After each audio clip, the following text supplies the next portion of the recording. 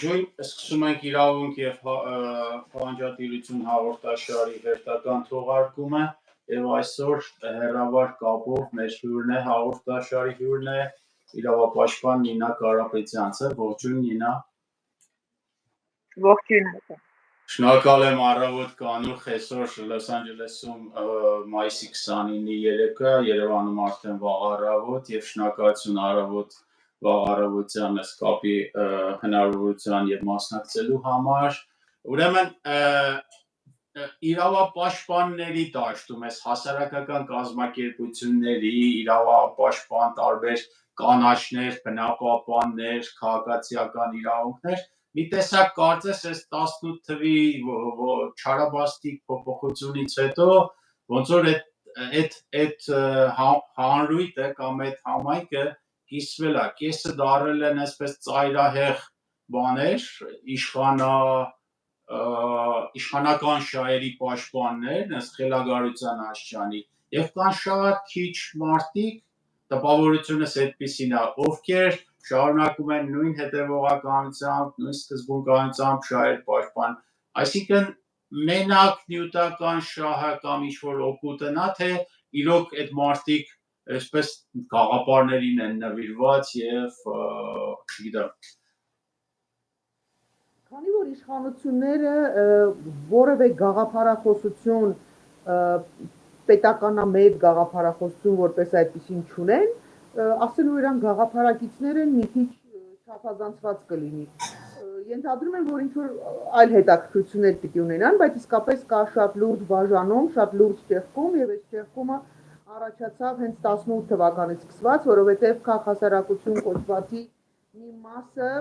որի միջայլոց շատ բարձր էր գնահատվում միշտ միջազգային բոլոր ռեյտինգներով և գնահատում էին Հայաստանի Հանրապետությունը տարբեր պոզիցիաներով, քաղաքասարակությունը մշտապես ունեցել է ամենաբարձր գնահատականը և համարում են, որ Հայաստանի Հանրապետությունում քաղաքասարակությունը իսկապես կայացած է, որովհետև մենք այնպիսի իրավիճակներում ենք հայտնվում, և այնպիսի կուռ միասնական դիրքորոշում էինք դրսևորում, պայքարում, որ շատ զարմանալի էր, որ բազմաթիվ ինստիտուցիոնալ պոզիցիաներով ունենք շատ ցածր վարկանիշ, բայց քաղաքասարակությունը շատ կայուն էր, այդպիսի կայուն քաղաքասարակություն կար օրինակ Ուկրաինայում, օրինակ Վրաստանում, հետսովետական երկրներից շատ քիչ տեղեր կար, Ռուսաստանի դաշտությունում ինչ-որ ժամանակ կար, հետո բավականին թուլացավ, այսինքն այսպիսի կուռ միասնական քաղաքասարակություն քչերն են ունեցել հետսովետական երկրներում։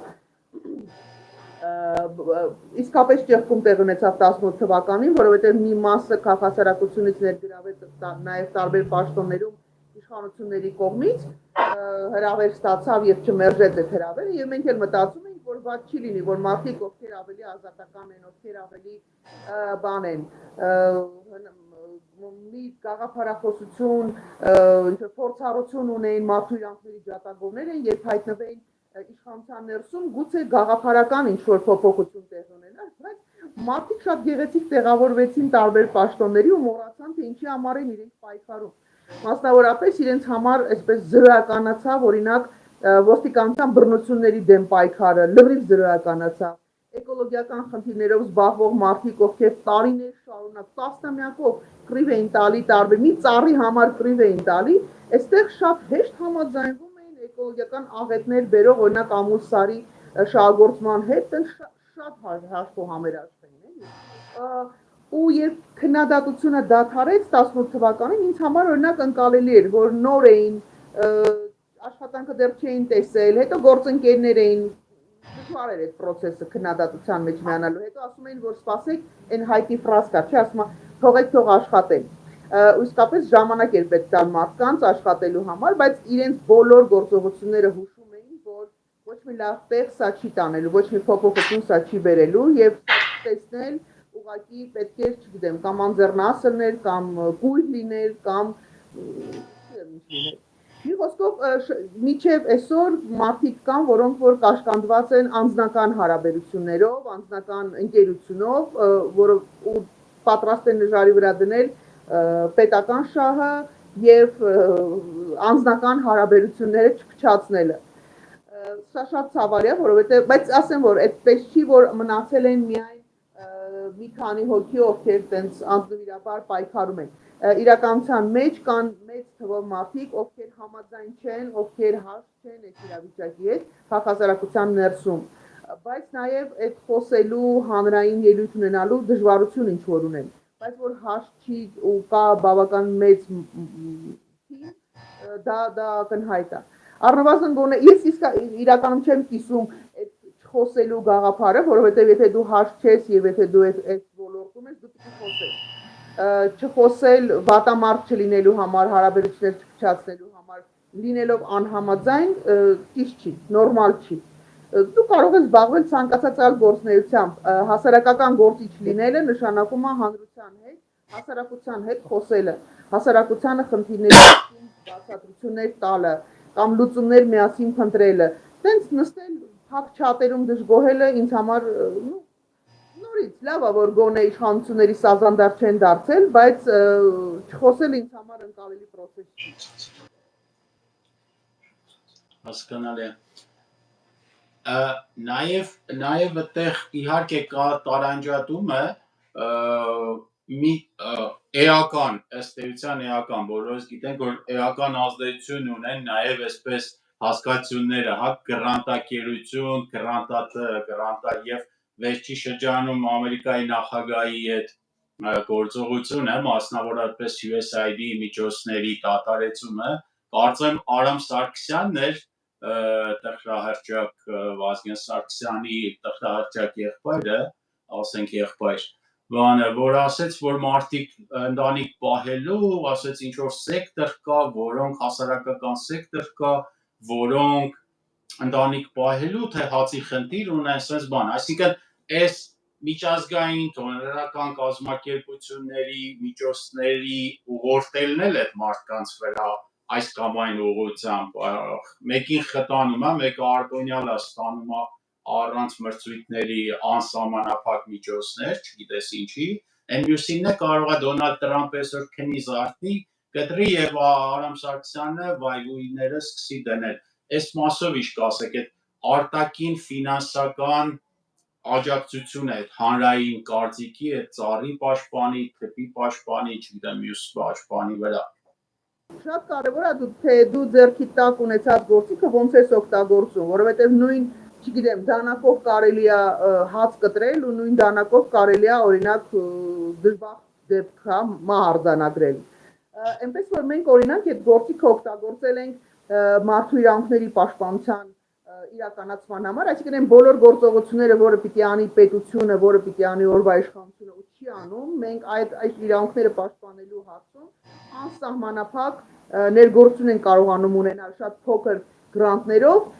եւ բոլոր ժամանակների իշխանությունները մեզ չեն սիրել ու դա է հիմնական ցուցանիշը նրա, որ դու լավ ես աշխատում, որովհետեւ մեզ չեն սիրել եւ Քոչարյանի ժամանակ, եւ Սերժ Սարգսյանի ժամանակ, եւ Նիկոլ Փաշինյանի ժամանակ մենք բոլոր իշխանությունների ու իրանց այդ հարակից անձանց համար եղել ենք աչքի փուշը, հետեւաբար մենք մեր այդ գրանտները օգտագործել ենք շատ ողջամիտ։ Մարդիկ կան, ում համար դա անհրաժեշտ գործիք է ուղղակի գործելու, որովհետեւ տեսեք մեզ հետ աշխատում են փաստաբաններ, դիտորդներ ու այդ մարդկանց առնվազն, չգիտեմ, ճանապարհածախսը պիտի փակվի, որովհետեւ մենք չենք ստանում այնքան գումար, որը կկարողանա ծածկել գոնե, ինչ ասեմ, 1/10 մասը այն աշխատանքի, որը ամեն օրվա ռեժիմով անում են մեր գործընկերները։ Մենք երբեք չենք հրաժարվում մեր գործերից, ինչ որ մարդկանց իրավունքներ պաշտպանելուց, անկախ նրանից մենք ֆինանսավորում ունենք թե չունենք, մեր գործընկերները աշխատում են 24 ժամ եւ աշխատում են տարիներով։ Այնպես որ բոլորին այդ պիտակը կպցնելը ես կարծում եմ ճիշտ չի լինի, անշուշտ հիմա օրինակ նույն Արամ Զավենիչին պետքա հարցնել, իսկ այն նույն մարդիկ, ովքեր նույն տեղից ֆինանսավորում են, որտեղից մենք ենք ֆինանսավորվում, բայց ջատագովում են ու ծափահարում են ու սազանդարար են ստանձնել Նիկոլ Փաշինյանի համար, իր շատ սիրելի Նիկոլ Փաշինյանի համար, իրանք էլ են գրանտակեր։ Պարոն Արամ Զավենի Սարգսյանը ազնիվ չի իր բաների մեջ, հա, այդ գնահատականների մեջ։ Եթե գրանտակեր ենք, ուրեմն բոլորս են գրանտակեր։ Ուրեմն նաև Նիկոլ Փաշինյանին պաշտպանողները։ Եթե չէ, ուրեմն եկեք մի հատ ճշտենք, ինչու մենք օրինակ մենք գրանտակեր։ ամենահետաքրքիր դեպքն էր, որ գրանտակեր էին մեզ անվանում նաև նախորդ իշխանությունների ժամանակ, եւ մենք ինչ որ մի բան ունենք ֆինանսավորում USAID-ից, ու պարզվեց, որ ու ամենաուժեղը որ բան էր, գլխավոր դատախազության ինչ որ Բարտասյան Պաշտոնյաններից մեկը տեղականներից մեկը կարծեմ ասեց Հելսինկյանը գրանտակերներից է, ու հետո մենք տեսանք կայքեջում, որ գլխավոր դատախազությունը ինչ որ բարեփոխումներ իրականացնելու համար USAID-ին գրանտ է տրամադրել, ու ես հանդիպումներից մեկի ժամանակ դիմում եմ ասում Ժորժ ջան, մի հատ եկեք հասկանանք, եթե մեզ տարեկան կտրվածքով ֆինանսավորել են մոտավորապես, եթե չեմ սխալվում, դեպի ամբողջ տարվա կտրվածքով, ամբողջ անձնակազմի, պատկերացեք տարածքի վարձակալությունն է դա, աշխատավարձներն են, չգիտեմ, կոմունալ ծախսերն են, մոտավորապես մի երևի 50-60 հազար ԱՄՆ դոլարի չափով են ֆինանսավորել, գլխավոր դատախազության համար, մի տարվա համար մոտավորապես 1 միլիոն փող են տվել։ Ասում դե եկեք մի հատ համեմատենք ու հասկանանք մեր արած աշխատանքը եւ ձեր արած աշխատանքը, մեր ստացած գումարը եւ ձեր ստացած գումարը, ստայցում եկեք հասկանանք, եթե գրանտակեր եք, ուրեմն դուք մեզանից եք ոնց գրանտակեր։ Շատ բան է, sense ըստ նպատակահարմարության ինչ որ մարդկանց սպիտակներ կպցնելու ձևը, հատկապես ինչպես Ռուսաստանի Դաշնությունում են շատ սիրում այդ պիտակը փակցնելը, իրանց համար ենք մենք սորոսականներ, իրանց Այն դեպքում իմիջիալոց երբ որ օրինակ մեր կազմակերպությունը երբեք Սորոսի ֆոնդից չի ֆինանսավորվել, բայց չգիտեմ ինչի օրինակ իմ նկարը կպցրած էր մի հատ խումբ կար, զբաղվում էր ոնց էր այդ տղա անունը Մալյան էր անունը, այդպես ակտիվ սերժական քոչարանական այդ թեբից այդպես ակտիվիստներ։ Տղան իր պատին ինչ որ նկարներ էր փակցրել, իմ նկարներ էր փակցրել ու եկել եք այրանացել։ Այ որ ասма ժողովուրդ ջան կամ փողը տվեք, որ հասկանանք, որ ես եմ սորոսական, կամ բան արեք, նկարս հանեք, ու ամենից մեջտեղն էլ մեծ կպցրած էր, այդ սպիտակները կպցնելու դա շատ ընդունված ձև է։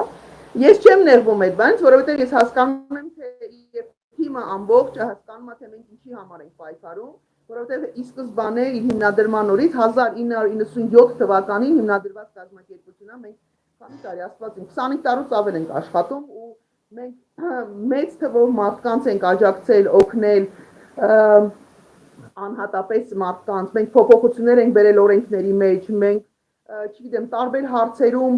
շատ լուրջ աշխատանք ենք արել, այնպես որ ես իմ աշխատանքի համար եւ վստահ եմ, որ այս թիմում տարբեր ժամանակներում աշխատած մարդկանցից ոչ մեկը ոչ ափսոսում է, որ ժամանակը ծախսել այստեղ աշխատելու, ոչ էլ ամանչում է իր աշխատանքի, իր արածների համար ու մենք շատ մեծ հպարտությունով ասում ենք, որ մենք այս թիմի անդամներն ենք ու ես հույս ունեմ, որ մենք կարողանանք դեռ շատ երկար ժամանակ աշխատել այս ոլորտում։ Շատ լավ։ Նինա, Հելսինկյանը մենակ Երևանում է տեղաբաշխված, թե մասնաճյուղեր էլ ունեք դուք տարածքներում, մարզերում։ Հելսինկյան անվանումը ինքը Հելսինկյան ավարտական ակտի հետ կապված, որտեղ 1975 թվականին մարդու իրավունքները հիմնական դրույթները ֆիքսվեցին, այն մարդիկ, ովքեր որ այդ գաղափարը կիսում են, անվանման մեջ շատ կազմակերպություններ ունեն այդ Հելսինկյան անվանումը, ու մենք Հայաստանում ունենք բազմաթիվ Հելսինկյան անուններով կազմակերպություններ, դա եւ առանձին լրիվ սեպարատ առանձին ոնց որ թե բանի ձայնի խնդիր կա, հա։ Ձեր ձայնը ես կամաց եմ լսում, բայց ոնց որ ետներում նորմալ է գնում։ Դուք չկա ցածր։ Լրիվ իրարից առանձին կառույցներ կա, օրինակ Վանաձորում գործում է Արտուր Սակունցի կազմակերպություն, այստեղ Երևանում կար եւս մեկ այլ Հելսինկյան անվանումով Հելսինկյան կոմիտե Լուսավորքի Ավետիք Իշխանյանի ղեկավարած կառույցներ, մեր կազմակերպությունը Հելսինկյան ասոցիացիան, էլի Երևանի Հելսինկյան ասամբլեան կա շատ հին էլի հիմնադրված կազմակերպություններից մեկ, այսինքն էլի մի քանի կա։ Կոնկրետ մեր կազմակերպությունը ինքը ունի գրասենյակ Վանաձորում շատ վաղուց եւ ունենք ներկայացիչ Գյումրիում։ Ցավոք սրտի, այդ որ մեր գրանտներից շատ են բողոքում, մեր ֆինանսավորումը չի բավականացնում, ավելի մեծ թվով մարդկանց ներգրավել, բայց մենք հույս ունենք, որ կամավորներ ունենք, շատ մեծ թվով կամավորներ ունենք, որոնք որոնք սիրով աշխատում են մեզ հետ, կամավորներ ունենք նաև Հայաստանի Հանրապետությունից դուրս, այդ թվում նաև Միացյալ Նահանգներում իմիջիայլոց։ Այստեղ մենք ունենք ժամանակին համագործակցում ենք, հիմա էլ շարունակում ենք համագործակցել, տարբեր երկրներից կամավորներ գալիս են Հայաստան եւ ցանկություն են հայտնում մեր կազմակերպության ներսում այսպես աշխատել, մեզ հետ աշխատել, փորձառություն ձեռք բերել եւ մենք սիրով իրանց ընդունում ենք եւ աշխատանքի արդյունքում երբ որ հասկանում ենք որ այս մարդիկ օրինակ կարող են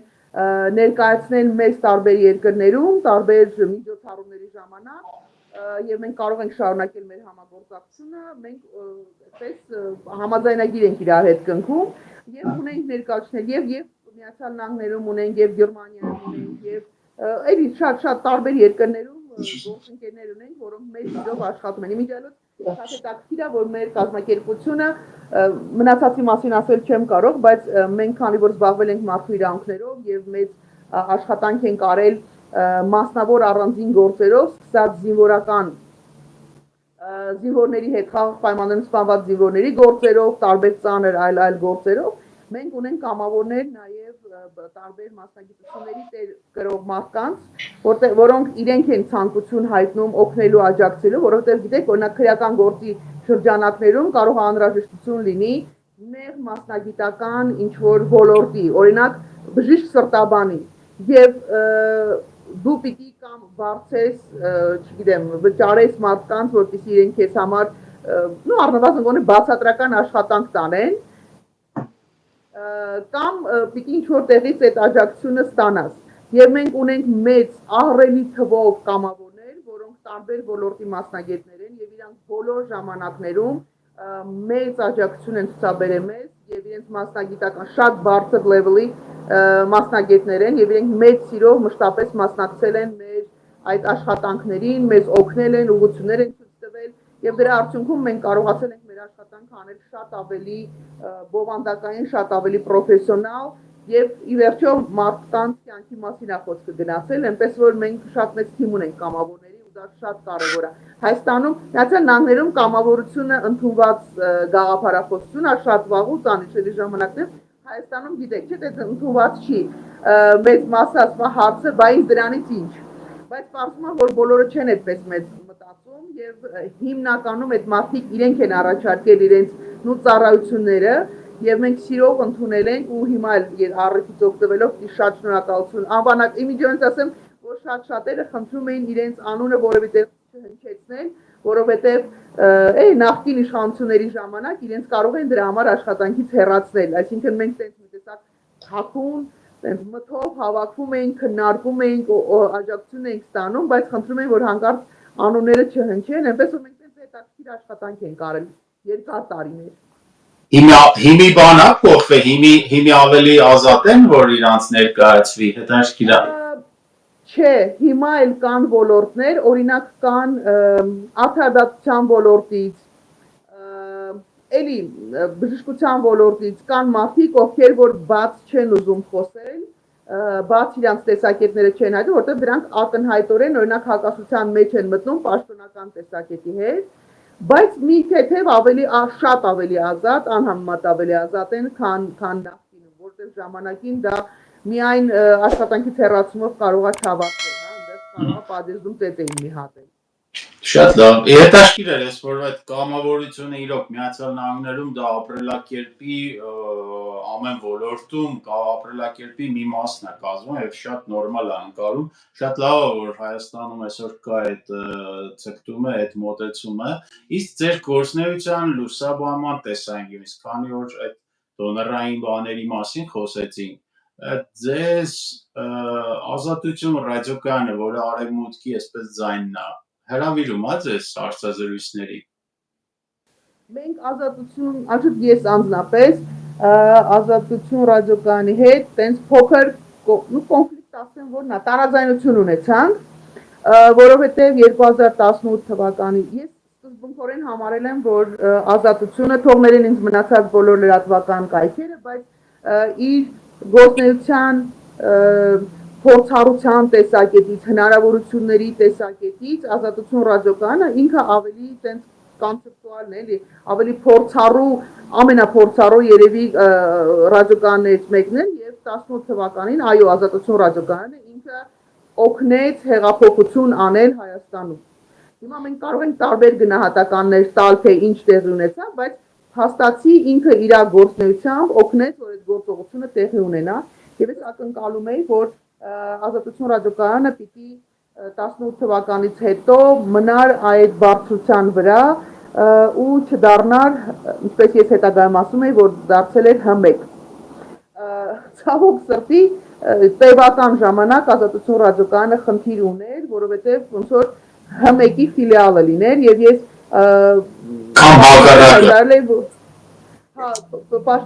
հետաքրքիր որ բանի ու ասում եի, որ միակ բանը, որ ես կուզենամ 18 թվականից հետո վերադառնա այն հներից, դա ազատություն ռադիոկայանն էր, որը շատ ավելի ազատ էր Սերժ Սարգսյանի ժամանակ, շատ ավելի, այսպես բան էր, հա, ոնց ասեմ,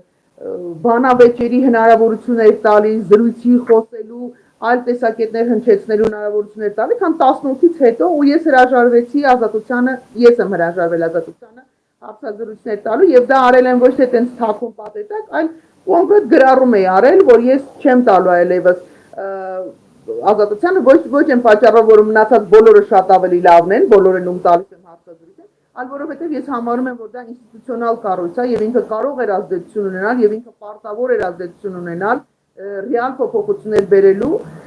ու շատ երկար ժամանակ հարցազրույցներ չեմ տվել։ Վերջերս ազատություն ռադիոկայանի վրա սկսեց հարցակում եւ իշխանական թևը դուք տեսնեք թե ոնց էր գովերքում ազատությանը այդ ժամանակաշրջանի համար։ Այս վերջերս ես նկատեցի, որ իշխանական բաները շատ ծանր են տանում ու ամեն մեկը իր պարտքն է համարում հարվածել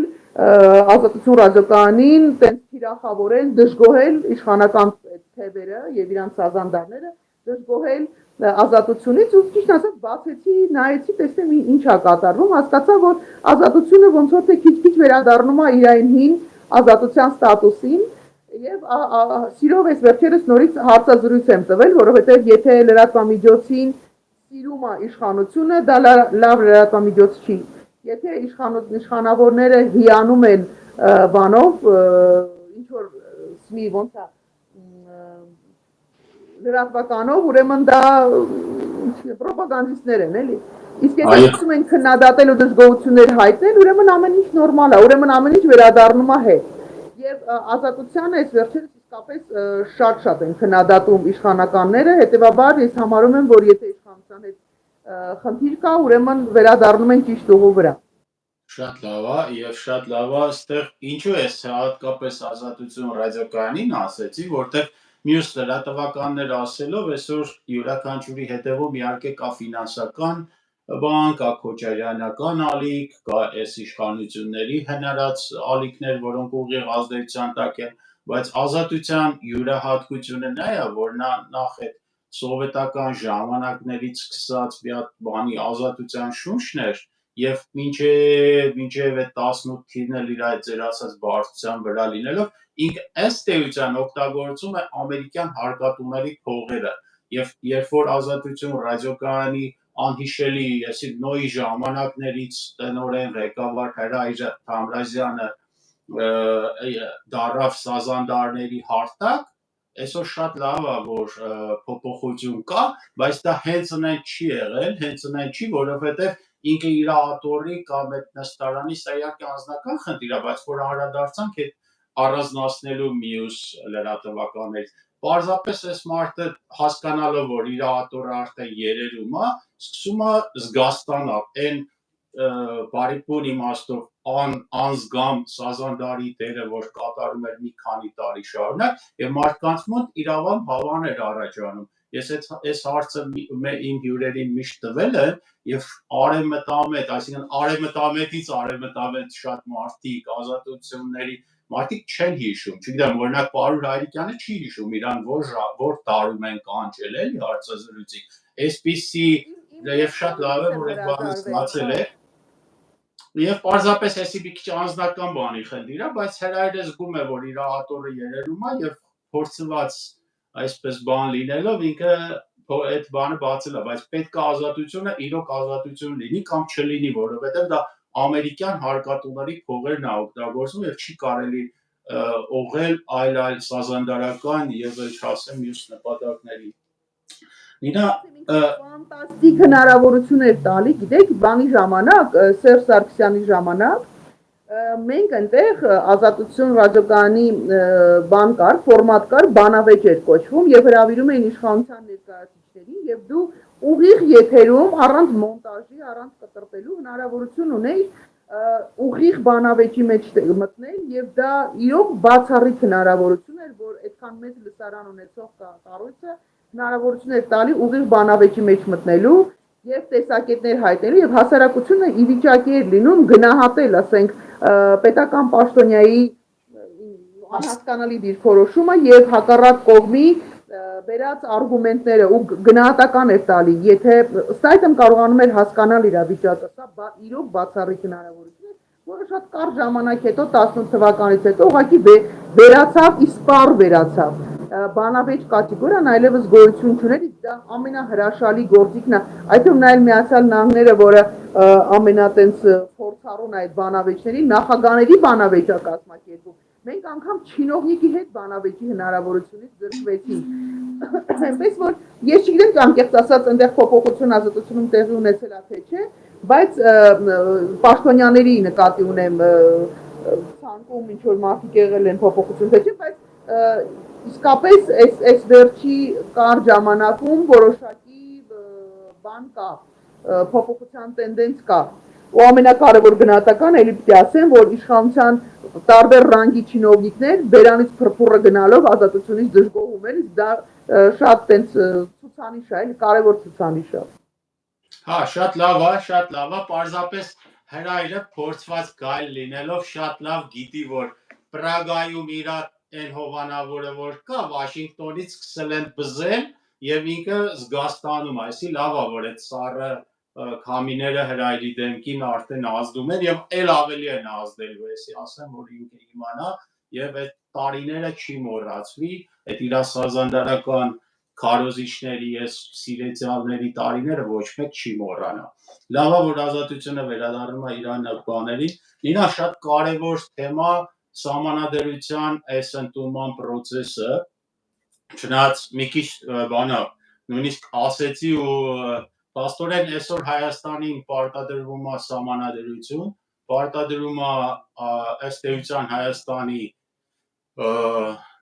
դե ֆակտո, ասենց ասեմ, տիրակալ կամ ղեկավարի կողմից, Իլհամ Ալիևի կողմից, եւ այդ Արարածը, որ կառավարության շենքում է, օրեր առաջ ասեց, որ եթե նույնիսկ այդ իր կրպանային սահմանադրական դատարանը չհամաձայնվի բանին, Ալիևի պարտադրած փոփոխություններին, ինքը կնախաձեռնի սահմանադրական փոփոխություններ։ Մի խոսք ձեր անդրադարձը այս երևույթին, որ մի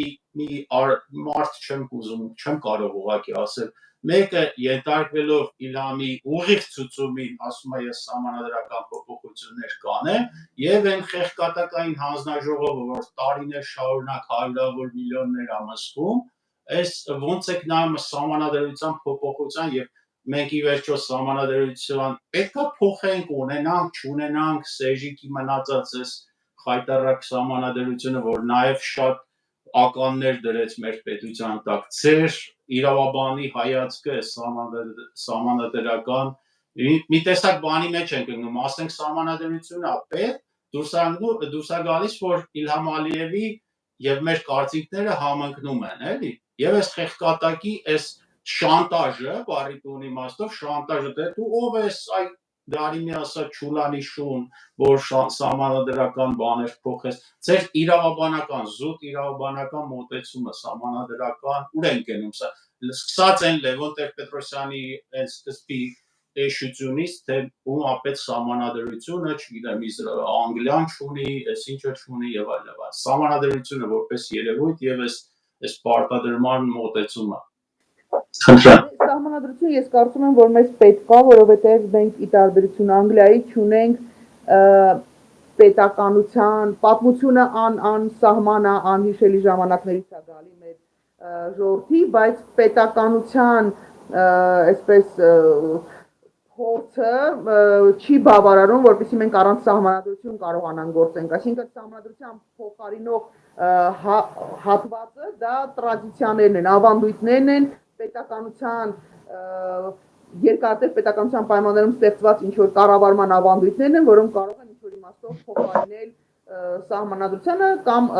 օրենքներ բավարար քանակով թվով արդեն փորձված հարյուրամյակների ընթացքում փորձված պետականություն ունենալու, պետությունը կառավարելու այսպես լավ համակարգ ստեղծելու համար մենք չունենք այդ ամենը, հետևաբար մենք սահմանադրության կարիք ունենք։ Արդյոք այս սահմանադրությունը լավն է եւ հնարավորություն է տալիս առանց լուրջ խնդիրների կառավարել երկիրը, ոչ չի տալիս։ Այս սահմանադրությունը շատ վաղուց պետք է փոխել։ Եվ այս հարցը քննարկվել է հենց դեռևս երբ ընդունվեց այս սահմանադրությունը, ոչ թե ընդունվեց, այլ պարտադրվեց այս սահմանադրությունը, դեռ այն ժամանակ են ասում, որ ինքը խնդրահարույց է, որ ինքը խնդիրներ է ստեղծելու, եւ այո, ինքը խնդիրներ ստեղծեց, որովհետեւ հավասարակշռման տեսակետից այս սահմանադրությունը լրջագույն խնդիրներ է առաջացնում։ Մենք անգամ պատերազմի ընթացքում, պատերազմից հետո ունեցել ենք իրավիճակներ, որտեղ սահմանադրությունը շատ հարցերի գործառույթների բաժանման, պարտավորությունների, պարտականությունների բաժանման տեսակետից, մեկը մյուսի վերահսկելու տեսակետից զրոյական հնարավորություն է տալիս, լուրջ խնդիրներ կա։ Եվ այո, այս սահմանադրությունը պետք է փոխել։ Արդյոք այս սահմանադրությունը կարող են փոխել այս իշխանությունները, որոնք իզմից զուրկ են, շատ հարցերում բարոյական նորմերից, ինչ ասեմ, սեփական բարոյական նորմեր ունեն, որոնք հանրահայտ նորմերից շատ հեռու են եւ չունեն այն ոչ գաղափարախոսությունը, ոչ միտքը, ոչ ինտելեկտը, ոչ աշխարհայացքը, ոչինչ չունեցող թիմը ի վիճակի է փոփոխություններ բերել, այնպիսի փոփոխություններ, որոնք հարատև կլինեն, ես համոզմունք ունեմ, որ ոչ ի վիճակի չեն։ Արդյոք այս իշխանությունները ցանկություն ունեին միջև Իլհամ Ալիևի պահանջ ներկայացնելը սահմանադրություն փոխելու, ոչ չեն ունեցել, որովհետեւ այո, իրենք տարբեր Նիկոլ Փաշինյանի թագավորության օրոք ես հիշում եմ երկու հանձնաժողով, պարոն Հայրիկյանը պնդում է, որ 3 հանձնաժողով ա եղել, ես վստահում եմ այդ հարցով ամբողջությամբ պարոն Հայրիկյանին իր փորձառությանը, գուցե ես ինչ-որ բան բաց եմ թողել, փաստորեն 3 անգամ հանձնաժողով ա ստեղծվել սահմանադրությունը փոխելու եւ իմ հիշելով ամեն անգամ Նիկոլ Փաշինյանը հայտարարում էր հետեւյալը. այն, որ մենք այսօր ունենք հանձնաժողով, չի նշանակում, որ մենք սահմանադրության փոփոխություն ենք ունենալու։ Այն, որ մենք ունենք հանձնաժողով, չի նշանակում, որ մենք վերջնական արդյունքում շատ լուրջ փոփոխությունների կարող ենք գնալ, որովհետեւ մենք գուցե ինչ-որ տես փոքր դետալային ինչ-որ բաներ, որտեղ Նիկոլ Փաշինյանին ու իր թիմին ամբողջությամբ ձեռ է տալիս, ձեռնտու է այս սուպեր վարչապետական կոչվող, իսկ Նիկոլ Փաշինյանի ժամանակ արդեն սուպեր վարչապետական լիազորություններ ունեցող սահմանադրությունը շատ ձեռնտու էր, որովհետև ինքը դարել էր, ինչ ասեմ, միանձնյա երկիրը կառավարող մարդ, որը ստացել է անսահմանափակ իշխանություն։ Ճիշտ է, սա այս սահմանադրությունը իր ստեղծածը չէր, սա մեկ ուրիշն էր, մի ուրիշ թագավորության օրոք էր ստեղծվել մեկ ուրիշ թագավորի համար, իրենց պատկերացմամբ, բայց վայելեց Նիկոլ Փաշինյանը։ Այսինքն ասածս ինչ է, որ Նիկոլ Փաշինյանը միջև վերջի պահը, միջև վերջի պահանջ ներկայացնել Ալիևի որևէ ցանկություն չի ունեցել փոփոխությունների գնալու եւ սա ինքը հայտարարել 1000 անգամ մարդը ասել է հանձնաժողովների գոյությունը դեռ չի նշանակում, որ մենք գնալու ենք փոփոխություններ, ես ամեն անգամ այդ հարցն եմ տալիս։ Պետական բյուջետից ինչի՞ այդքան գումար մսվում։ Մարդկանց եք հավաքում, աշխատավարձ եք այդ մարդկանց տալիս, ամիսներով պահում եք այդ հանձնաժողովները ամեն անգամ, որ ինչ լինի, որ պրոդուկտ չստեղծի, բան չէ, ձերոնքականներին այսպես լավ նայելու, քաղցր աչքով նայելու, մի քիչ էլ գրպանը փող դնելու տարբերակով եք աշխատում։ Իմաստը որն է, եւ նաեւ չի անկեղծ ասած, չէի հասկանում են մարդկանց, ովքեր վարչապետի այսպիսի հայտարարություններից հետո շարունակում էին մնալ այդ խմբերում, այդ հանձնաժողովներում փաստորեն հասկան գիտակցելով, որ ըստ էության իրանք ոչինչ չեն անելու եւ նպատակը փոփոխությունը չի, բարօրությունը չի, դե ինչ ասեմ, ամեն մարդ ինքն է որոշում, թե ոնց է վերաբերվում, ոնց է քննադատում պետական բյուջեից մսվող գումարները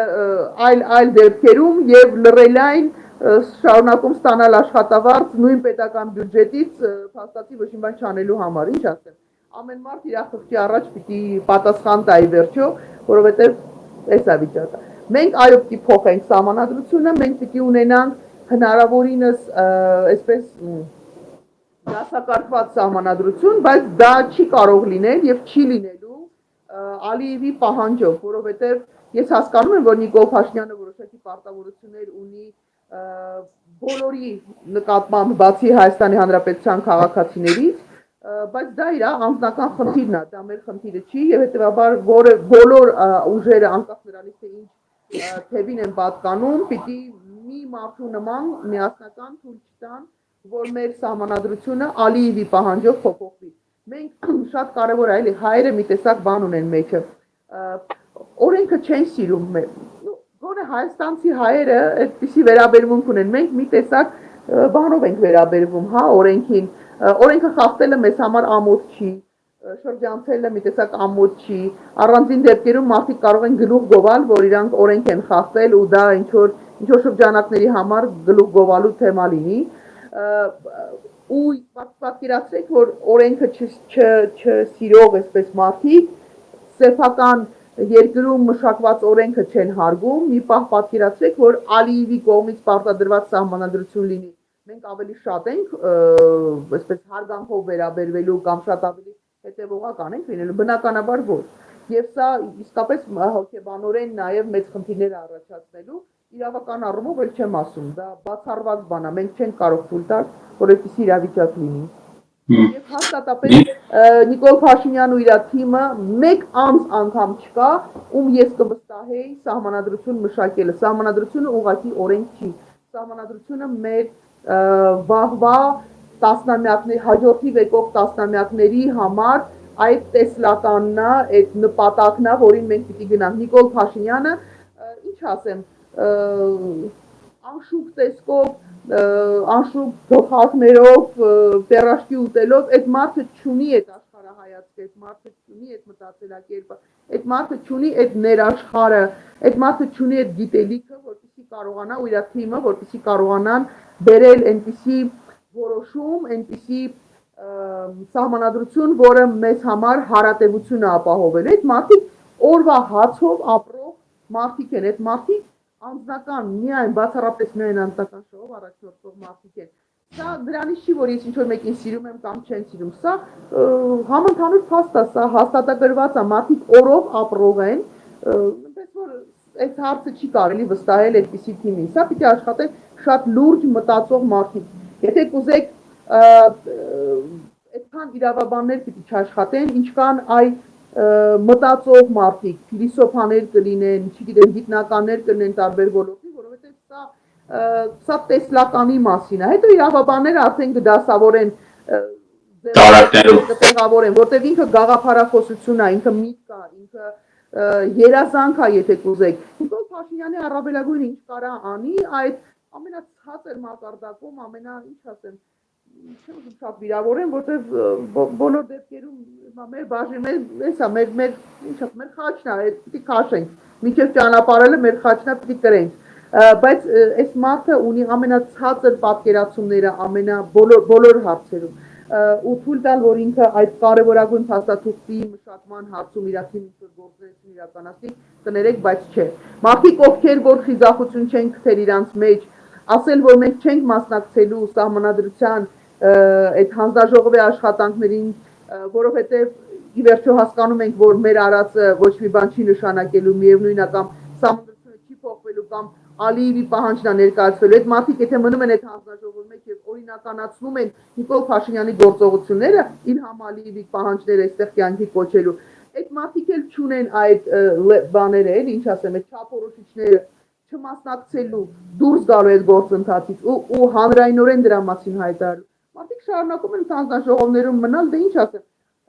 յուրաքանչյուրը ինքն է պատասխան տալի, բոլորը այնտեղ չափահաս մարդիկ են, պատահական մարդիկ չկան, այնպես որ ինչ ասեմ, ծով համբերություն մեր հասարակությանը,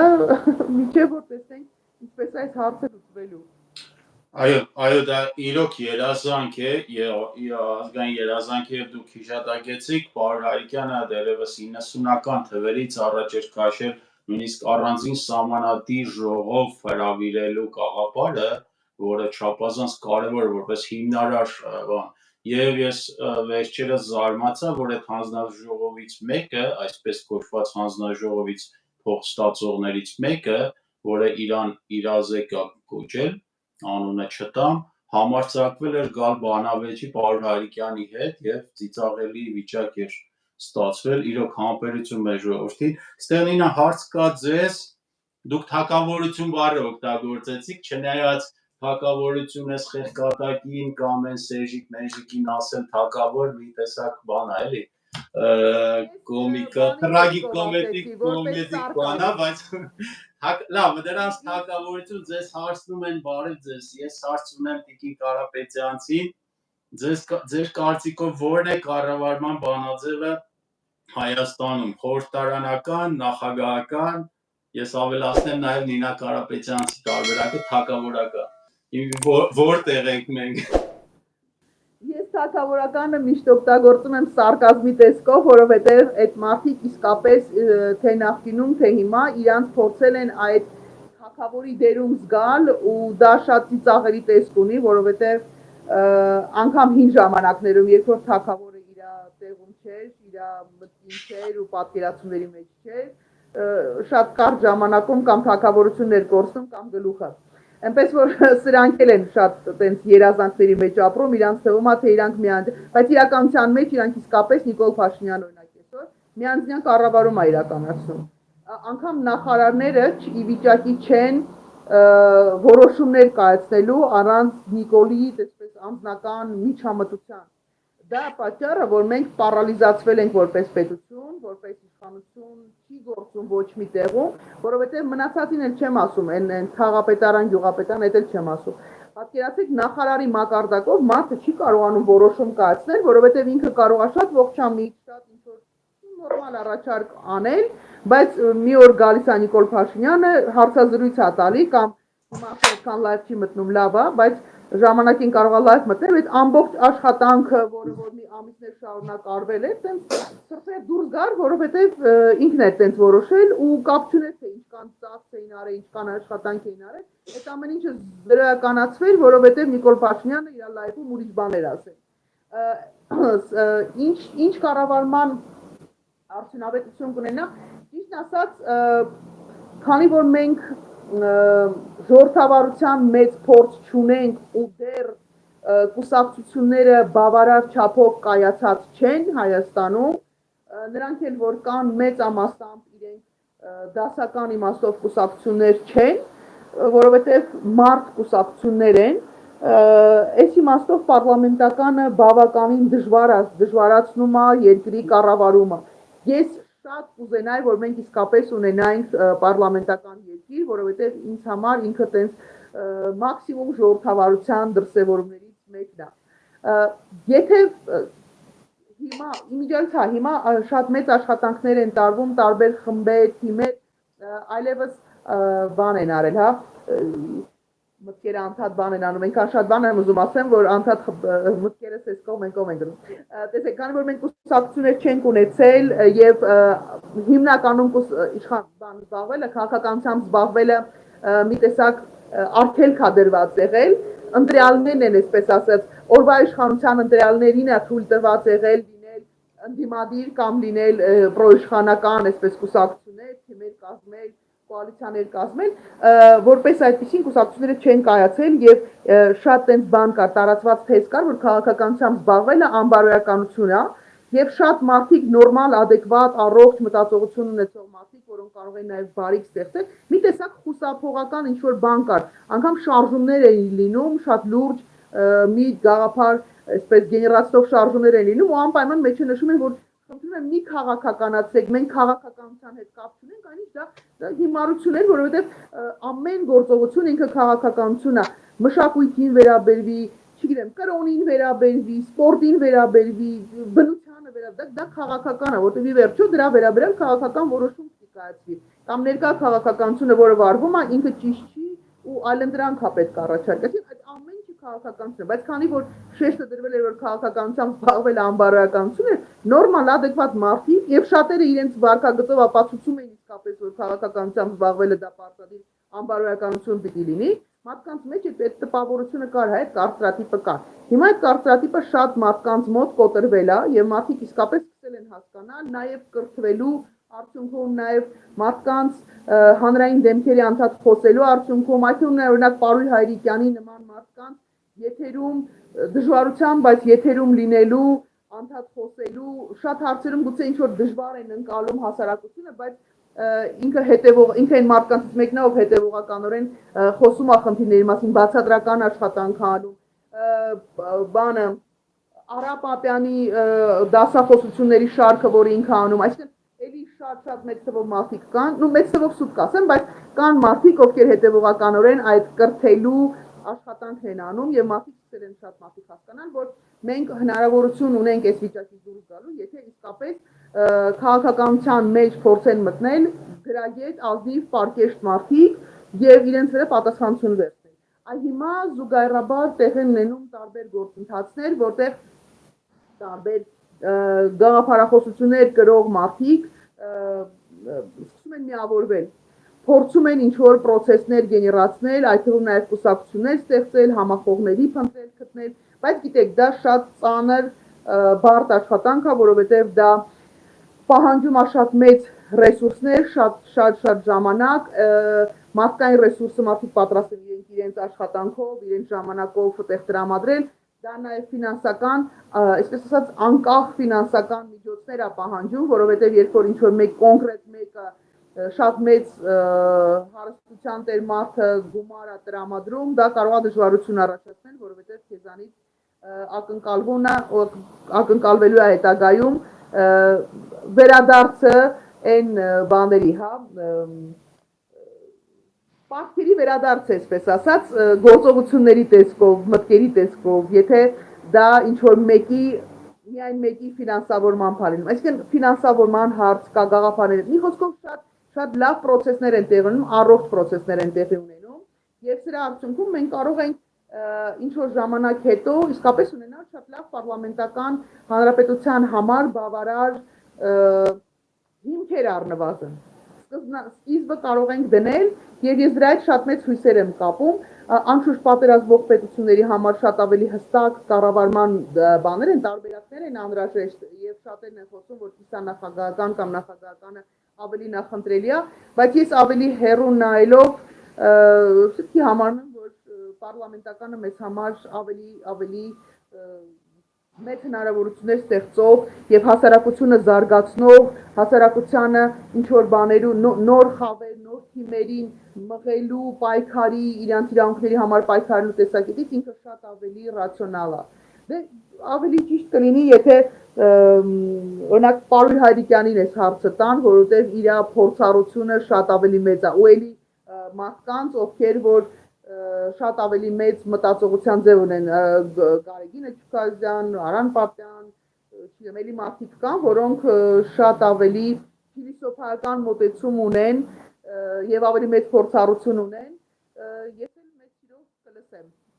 կմասնակցեմ նաեւ։ Իհարկե, որոշ եւ այդ ջանքերը ես իզուր չասեցի այդ օրինակը, որ այդ հանձնաժողովում փող ստացող ոմն իրազեկ համարձակվել էր ներկայանալ ու բանավեճի մեջ մտնել Պարույր Հայրիկյանի հետ, ուրեմն հարց կա, հարցեր ընթերցեմ, մի քանի հարցեր ունենք, բարև ձեզ հարգելիներ, 3 հարց, պարոն Կուրազյան, որն է պատճառը, որ ԱՄՆ-ի կառավարությունը Իսրայելի կատարածը ցեղասպանություն չի որակում Գազայում եւ հարակից երկրներում, իսկ Նետանյահուն չի ձերբակալվում որպես ռազմական հանցագործ, կարող ենք ասել, որ Բևերը հաճակողման կոնսերվատիվ ուժ է, ինչու աշխարհը լուր մնաց եւ ոչ միական արձագանք չեղավ Սրբազանի շարժման ժամանակ ժողովրդի հանդեպ կատարվածի հետ, նկատի ունեն պիրտ ուժը եւ շատերը նմանեցնում են մարտի 1-ի հետ, բազմահազարանոց մարդիկ դուրս եկան պայքարի, ոչ մի աջակցություն, ինչու են նրանք հայացքով ուղեկցում եւ չօգնեցին ժողովրդին, արդյոք այս ամենը իրավական խնդիր չի ստեղծում։ Հարգելի օգտատիրոջ անունը Սատենիկ Սարգսյան, հարգելի Սատենիկ Սարգսյան, ես միշտ խնդրել եմ, որ հարցերը ուղղել ըստ հյուրի այսպես կոմպետենցիայի շրջանակի եւ մենք եկան հարցեր ունենք Նինա Կարապետյանցին, որ հաստատ հետ կապված ներողություն, ապրիլի 12-ի հետ կապված այնպես չի, որ արձագանք չի եղել։ Այս վերջերս Amnesty International-ը ինքը հրապարակեց իր զեկույցը եւ գնահատականը շատ խիստ էր, շատ adekvat էր, ես կասեի, լավ խիստ չասեմ, շատ համաչափ էր տեղի ունեցածի հետ կապված։ Ես մարտի 1-ի հետ ինձ այդ հարցերի են տվել, ես մարտի 1-ի հետ չեմ համեմատել, ես համեմատել եմ 18 թվականին Բաղրամյան փողոցի վրա գրողների միության մոտ այդ փշալարը երբ որ կապված էր ու Նիկոլ Փաշինյանը ու իր թիմը փորձում էր նույն բանը տեղի ունեցավ նորից падգամավոր այստեղ էր падգամավոր հայտարարեցին որ գնում են աշխատանքի վայր այնտեղ էլ այստեղ էլ նույն բանը տեղի ունեցավ փորձեցին այդ պատնեշը անցնել ու ասեցին որ այս հասարակությունը քաղաքացիներն են որոնք ընդունելություն են ուզում падգամավոր նույն բանը զուգահեռ абսոլютно նույն բանը տեղի ունեցավ 18 թվականին Սերժ Սարգսյանի օրոք քանի հատ մի 4-5 հատ երևի ձայնա շումավի գրանատի լուսաձայնային նռնակներ օգտագործվեցին որտեղ կային նաև վնասվածքներ ստացածներ բայց հավատացեք ես ներկա եմ եղել ես կանգնած եմ եղել դրա արդյունքում նաև վնասվածք եմ ստացել ես տեսել եմ թե ոնց էին կրակում, ուր էին կրակում եւ ինչպես են օգտագործում այդ նռնակները։ Եվ ներկա չեմ եղել, բայց տարբեր կադրերով նայել եմ թե ինչպես են օգտագործել ապրիլի 12-ին, դա խայտառակություն էր, որովհետեւ դա համեմատելու եզրեր չուներ 18 թվականին абսոլютно նույն իրավիճակի հետ, որովհետեւ թիրախային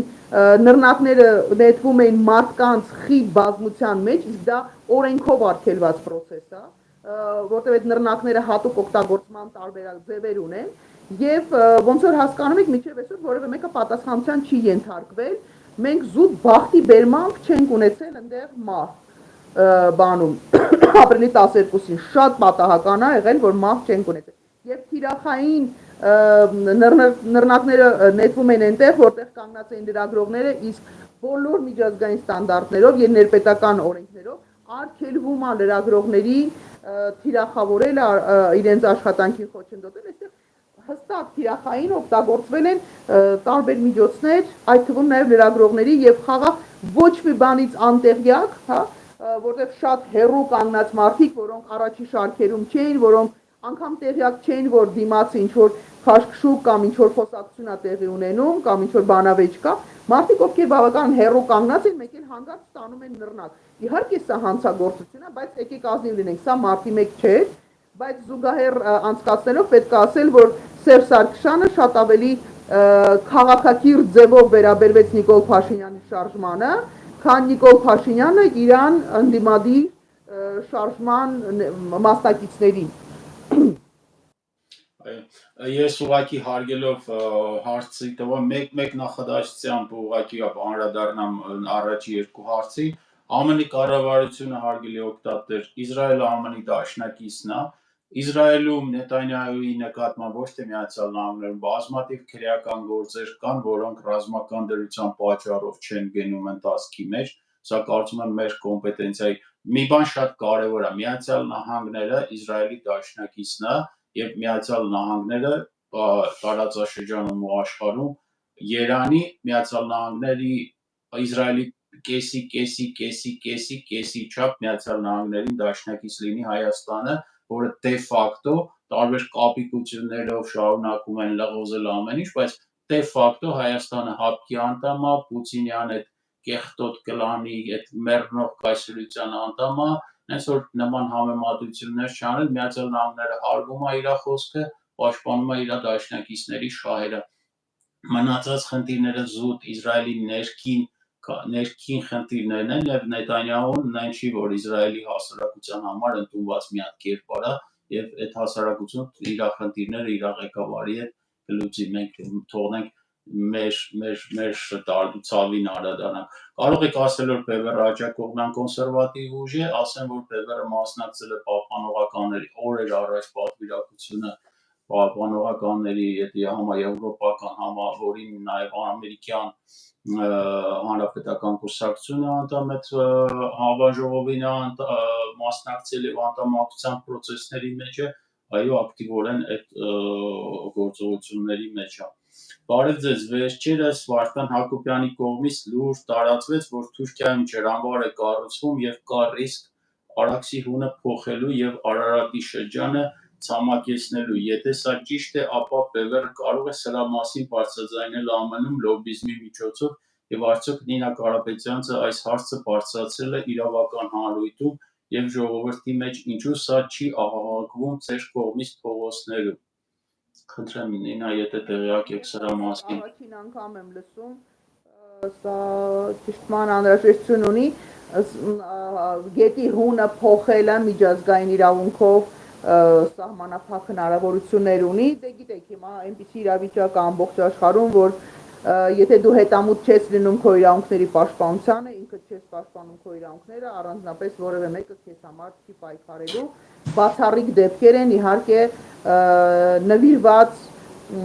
գործընկերները, ռազմավարական գործընկերները, որոնք ցավոք սրտի մենք տարիների ընթացքում այդպես էլ չենք ձեռք բերել։ Հիմա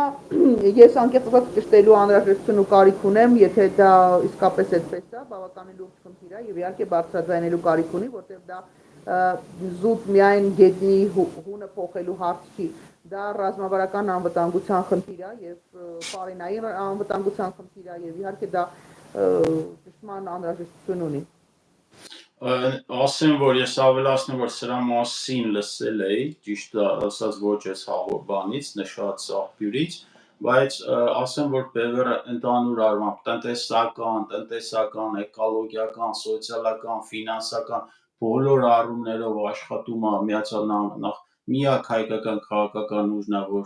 լոբիզմով է զբաղվում Միացյալ Նահանգներում, եւ այս ամբողջ սկոպը ֆինանսականից սկսած տնտեսա-էկոլոգիականներով ամենայն մանրակրկիտությամբ ներկայացվում է Միացյալ Նահանգների բոլոր օղակներից, Սպիտակ տնից, Կապիտոլ հիլից մինչև think tank-ներ եւ այլն։ Այս առումով հենց որ այս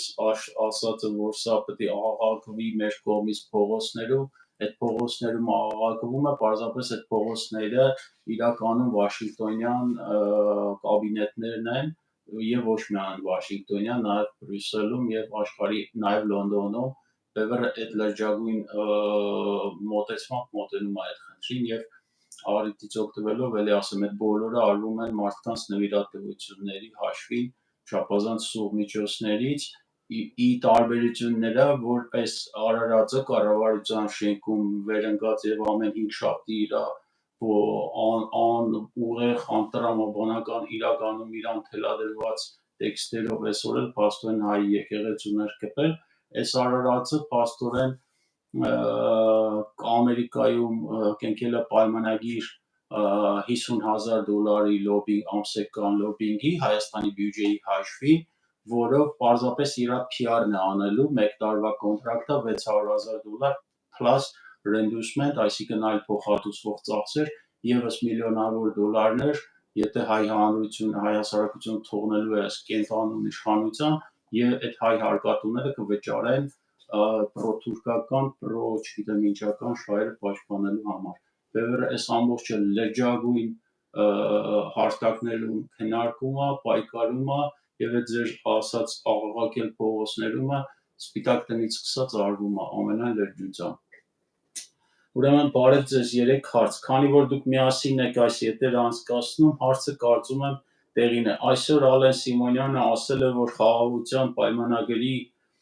կնքելուց հետո հայերը կարող են ապրել Բաքվում, իսկ ադրբեջանցիները կարող են վերադառնալ իրենց գյուղերը, որ եթե հայերը ասում են Ղարաբաղ, իրանք էլ արևմտյան Ադրբեջան են ասում, այսինքն կարելի է վստահ ասել, որ այս պայմանագիրը կամ համաձայնագիրը կնքելուց հետո եւ օկտատերը բազմակետեր ա դրել, այսինքն մոտեցում է այս, այսինքն պայմանագիրն է մարդուն մտահոգում, խնդրեմ Տիկին Կարապետյանց։ Դե ես կառաջարկեմ Ալեն Սիմոնյանին հենց առաջին բանով ավտոբուսով կամ մարշրուտկով պայմանագիրը կնքելուց հետո իր ընտանիքով, անպայման ընտանիքով գնալ ապրել Ադրբեջանում, Բաքվում։ Ես դաժե մտածում եմ, որ մենք կարող ենք բոլորս միասին հավաքվել, գումար տալ, տուն գնել իր համար այնտեղ, թող գնան այնտեղ ապրեն։ Եթե համարում են, որ կգտնվի որևէ հայ, որը անվտանգությունից դա բանի հարցը չի, սիրելու հարցը չի, զուտ անվտանգության տեսակետից 0.001% վիճակի ինչ-որ մեկ ապահովել դրանց անվտանգությունը, թող ընտանիքներով գնան այնտեղ ապրելու։ Այդ պայմանագրի ջատագովները եւ ստորագրողները բարի ճանապարհածախնել կտանք, տունն էլ կառնենք ձեր համար, գնացեք այնտեղ ապրեք։ Այն որ Հայաստան են անպայման փորձելու բերել այսպես ինչպես իրանք են ներկայացնում, հա, փախստականների, դա արդեն 1000 անգամ հնչեցված Ալիևի տեսակետն է, որը ինքը չի թաքցնում եւ կյանքը ցույց է տալիս, որ այն ամեն ինչը որ Ալիևը որպես պայման դնում է, այս իշխանությունները սիրով, հոժարական, բուռն ծափարություններով եւ Ալեն Սիմոնյանի ծաղկացնելով փորձում են կյանքի կոչել։ Դա ես կարծում եմ, որ կասկածից դուրս է, որ եթե այս իշխանությունը շարունակեց մնալ կառավարել երկրով, մենք ունենալու ենք հենց այդ պատկերը։ Հարցը հետևյալի մեջ է, արդյոք իրենք գալուց բացի, անշուշտ եւ ազատ երկիրա ցանկացած մարդիկ կարողանա հնարավորություն ունենալ գալ Հայաստանում ապրել, Հայաստանում ապրում են եւ Հնդկաստանից են մարդիկ եկել ապրում շատ նորմալ, adekvat մեր օրենքներով, մեր կանոններով, մեր ավանդույթներով, պահպանելով իրենց ինչ-որ ավանդույթներ։ Ուկրաինացիներ մեծ թվով կան, ես վաղուց դուրս չեկել ոտքով քայլելու, այս վերջերս էլի քայլում էի,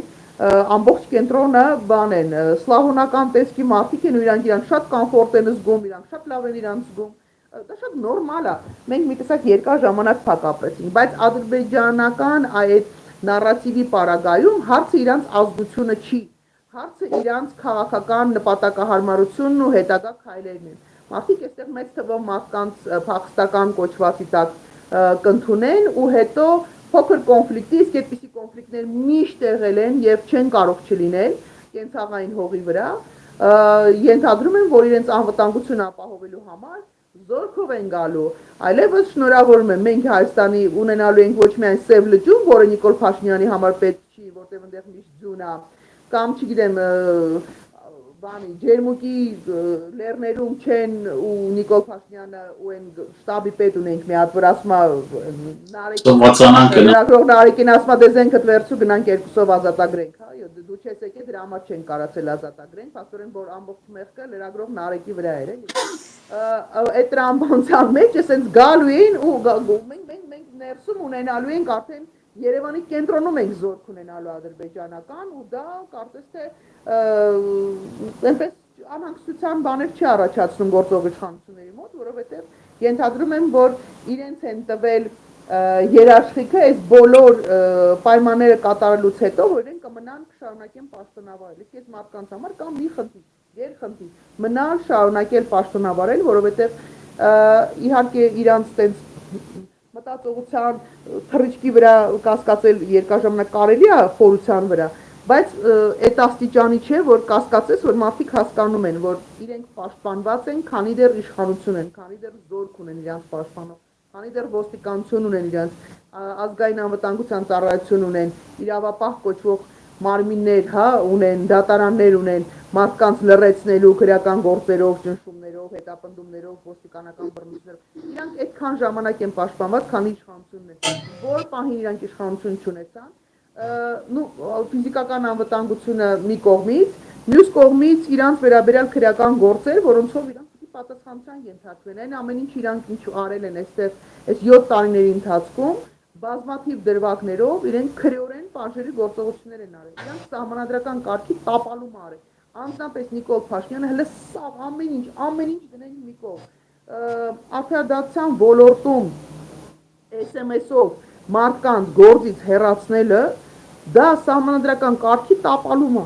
Այ մի աթոռին նստելու է Ռոբերտ Քոչարյանը, մյուս աթոռին կողքը, հենց կողքը պիտի իրար քիփ նստեն։ Մի կարգ տապալող դու ես եղել, մի սահմանադրական կարգ տապալող էլ Քոչարյանն է եղել։ Կգնանք իրար կողք մի կամերում կնստեք։ Իրար ջան կասեք, ջան կլսեք։ Ոնց որ իրար օգնում եք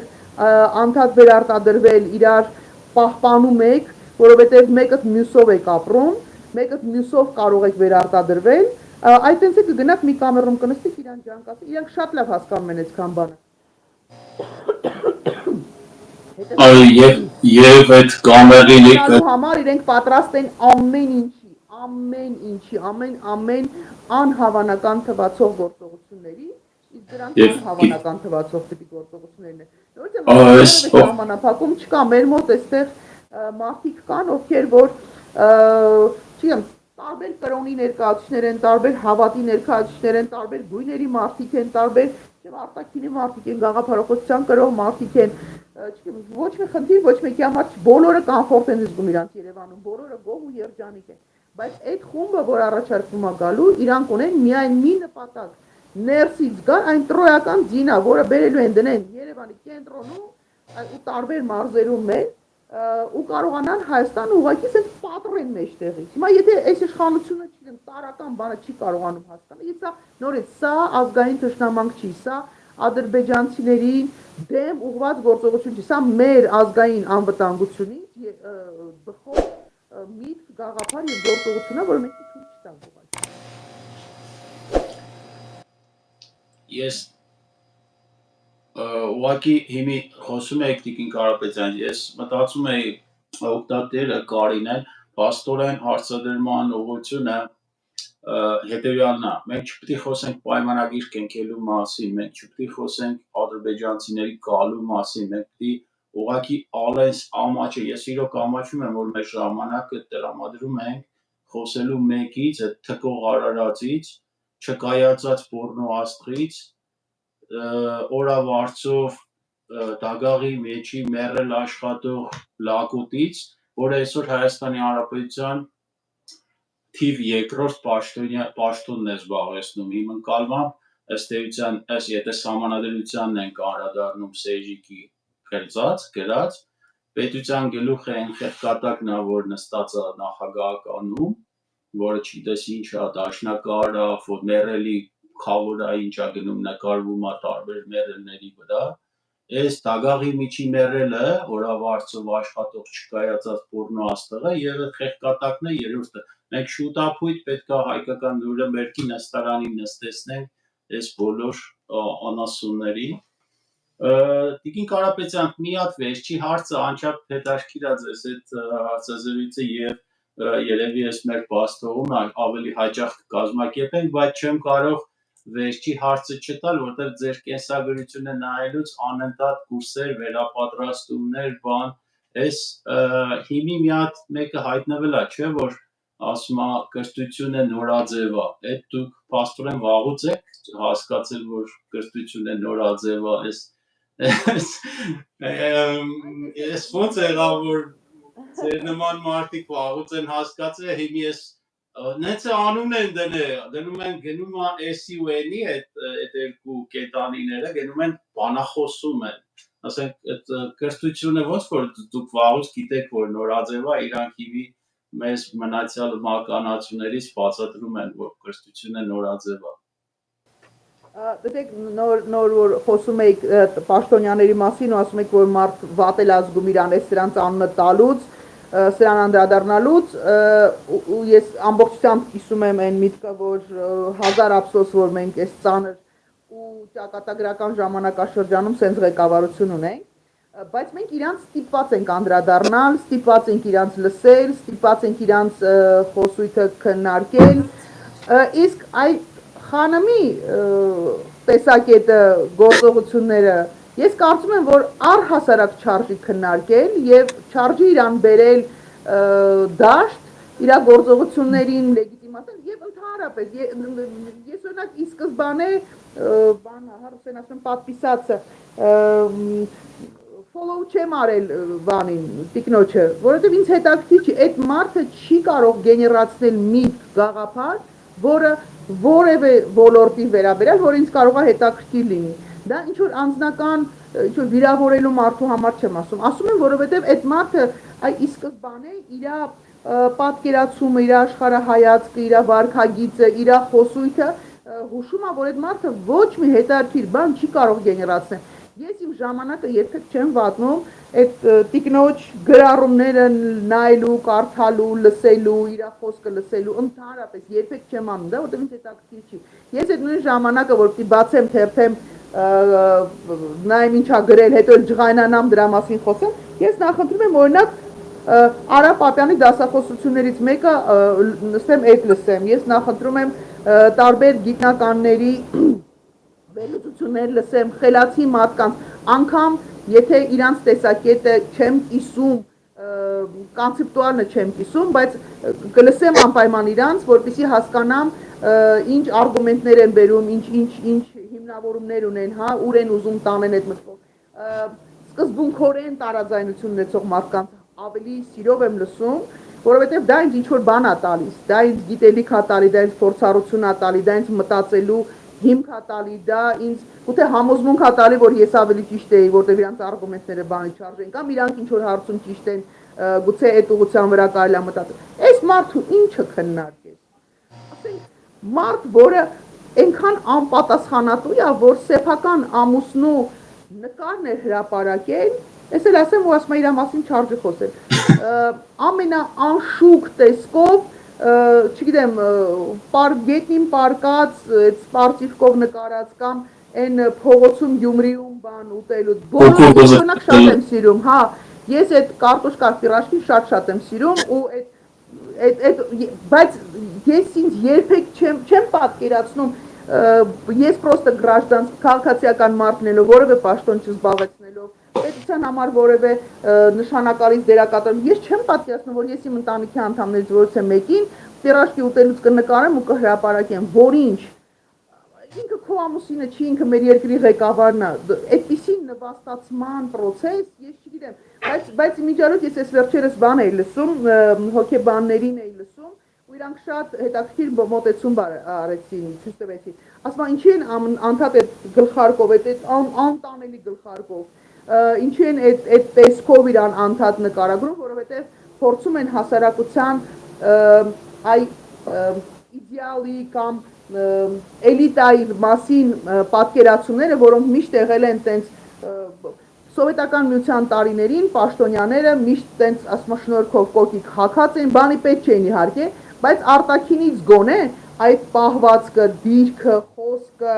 վարքագիծը ինքը հուշում էր, որ դու այս մարդը պաշտոնյա է, դու իր այդ չես կարող ուղղակի, ինչ ասեմ, տենց ծաղրական վերաբերվես, չես կարող։ Ես հիշում եմ իմ ծնողները ունեին ընկերներ, որոնց մեջ եւ դատավորներ կային, եւ դատախազներ կային, եւ բժիշկներ կային, գլխավոր բժիշկներ կային, չգիտեմ, տարբեր մարդիկ էին, տարբեր ոլորտներ։ Դու պաշտոնյային որ տեսնում ես, դու կարող ես չսիրել, բայց դու հարգել պարտավոր ես իրան, որտեղ իր վարքագիծն էր այդպեսին։ Երբ որ ցույց են տալի այսպեսի ցածր, ինչ ասեմ, դա կենցաղային մակարդակ չէ, էլի, որտեղ կենցաղայինից ցածր, պլինտուսից ցածր իրավիճակներում են ցույց տալիս, ստիպում են հասարակությանը մտածել, որ այ քո էլիտան այս սա է, դու սրանից ավելին արժանի չես։ Մարդկանց մոտ միտք են ձևավորում, որ սա առավելագույնն է, որին մենք կարող ենք հասնել, եւ սա է մեր ապագան, սա է մեր ապագան որոշողը։ Հետևաբար մեր հասարակությունը ուղղակի պիտի մերժի։ Առաջարկում եմ բոլորին unfollow անել այդ, եթե ինչ-որ մեկը դեռ բանը բաժանորդագրված է Տիկին Հակոբյանին կամ Նիկոլ Փաշինյան դեպքից ենք լսելու վիճակ չկա, բայց այն հարակից անձանց ուղղակի չկարդալ, չլսել, իգնոր անել, որովհետև այդ են մարդիկ են, ովքեր էներգիա են հավաքում եւ ոգեշնչվում են, երբ որ հասարակությունը խելագարության են հասնում, երբ որ ամբողջ հասարակությանը իրանց ապուշությունն է, իրանց տգիտությունն է քննարկում, իրանք դրանից ոգեշնչվում են ու մտածում են, որ կարելի է հաջորդ ինֆարկտի թեման, հասարակության ինֆարկտի հասնելու թեման կարող է շրջանառության մեջ լինել։ Այնպես որ իգնոր արեք, լսեք խելացի մարդկանց, լսեք գրագետ մարդկանց, լսեք ձեզ հետ